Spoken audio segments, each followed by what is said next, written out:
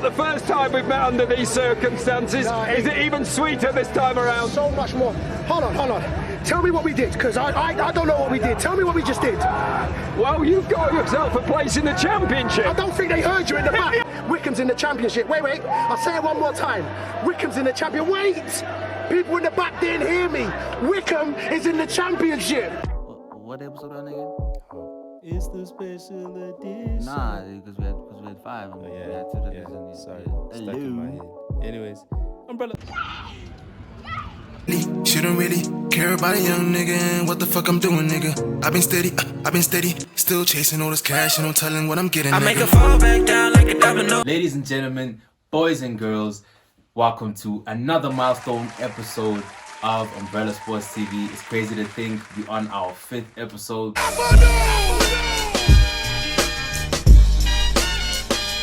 You know, since yesterday we were starting and now we're already here. You know, and it's because of you guys that we are on this milestone episode. You know, if I didn't get the support and love from a lot of you guys, you know, reposting, putting on your statuses, subscribing, you know, putting on your social media, I would not be here today. Please shout out to myself because, you know, without me, this would not be possible.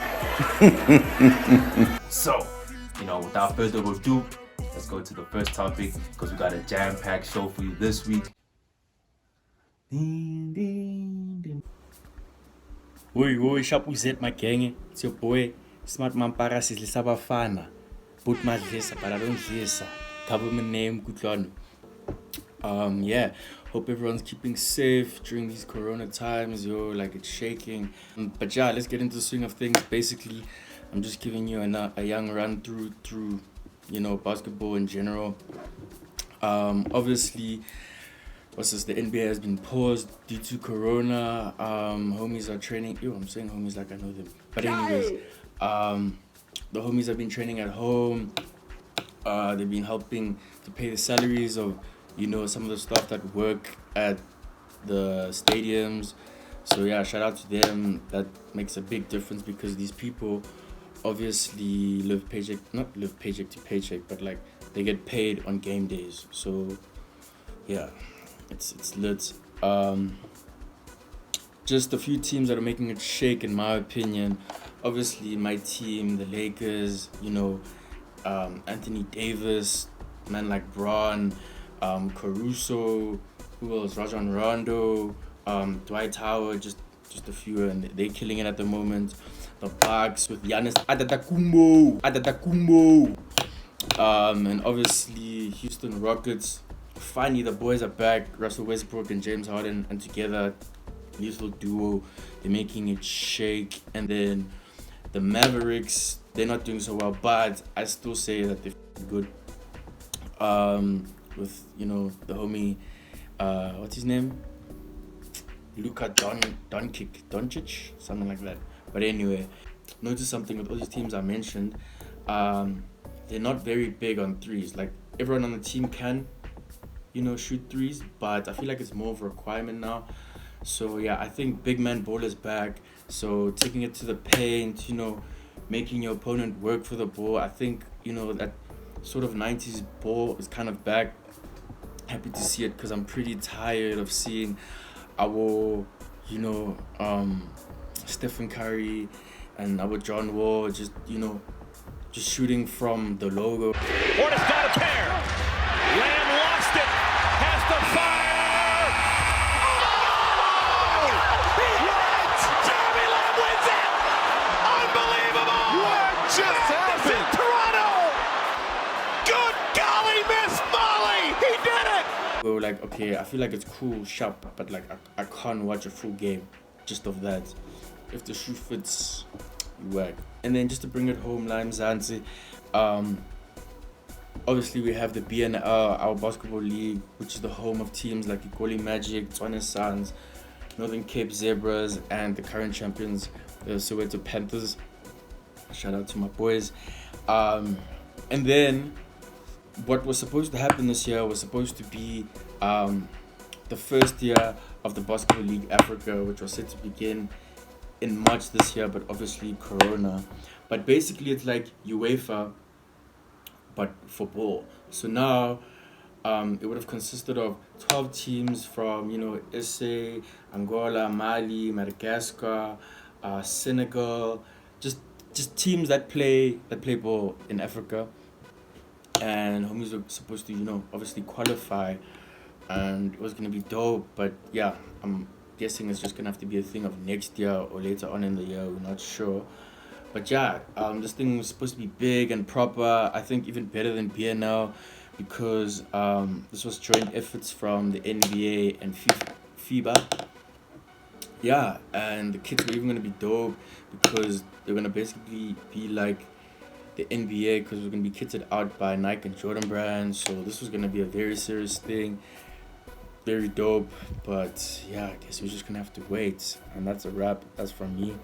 Back to studio to my boy Kanya. Also, big shout out to Umbrella Sports TV. Yeah, doing some really dope. Ooh, I'm allowed to swear. But anyways, shout out. Previously on Umbrella. Not really. I'll give you a hint. His hairline was fading and then he put it back. Ruined. I'm gonna say. It's no problem. It's fine. It's fine. This thing was... Boza. Come on.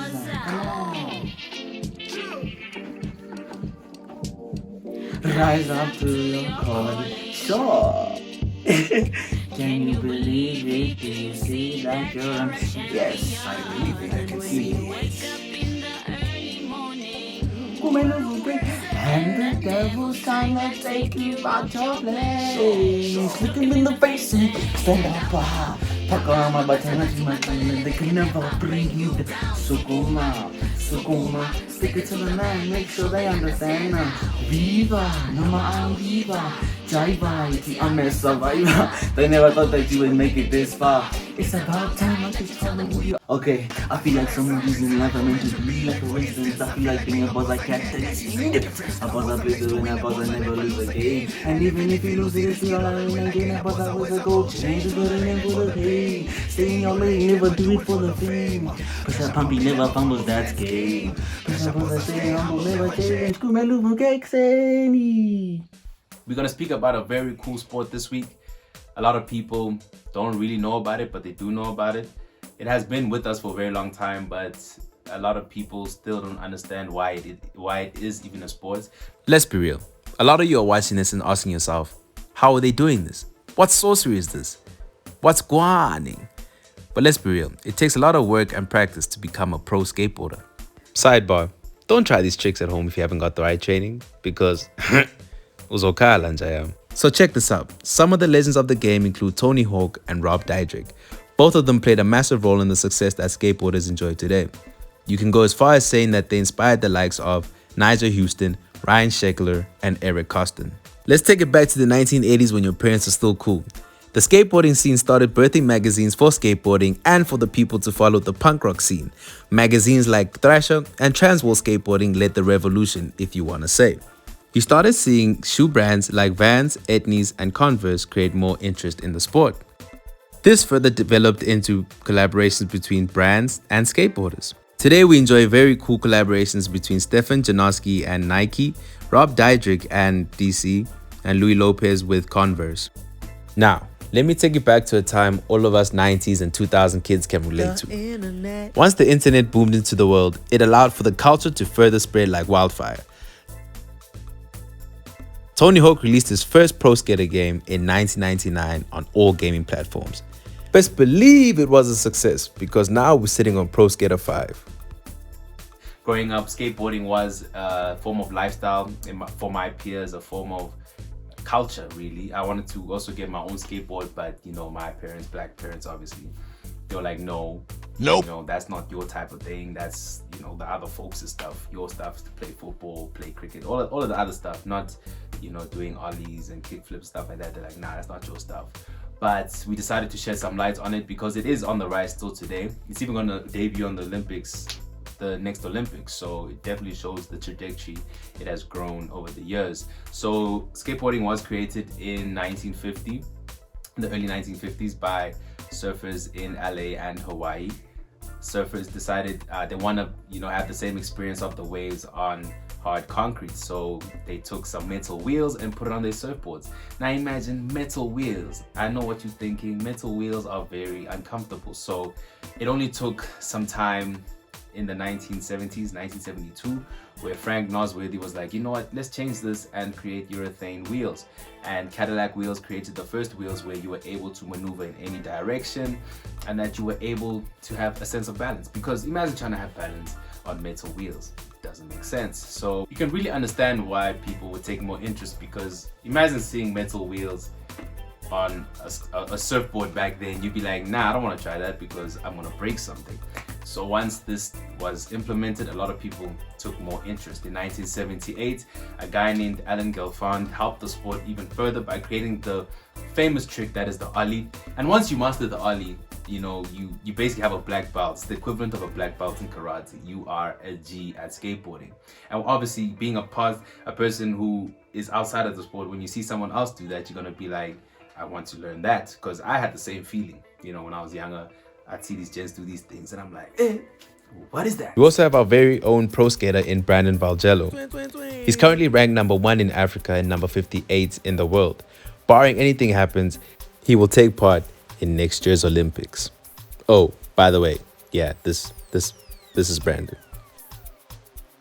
Yo, let me plug you guys real quick. There's this cool show currently playing on 103 DSTV, One Magic. It's called Betty. Everything you need to know about skateboarding and the skateboarding culture in one show. You're gonna thank me later. Don't ever say I don't plug you, because it is fire. Boza, boza,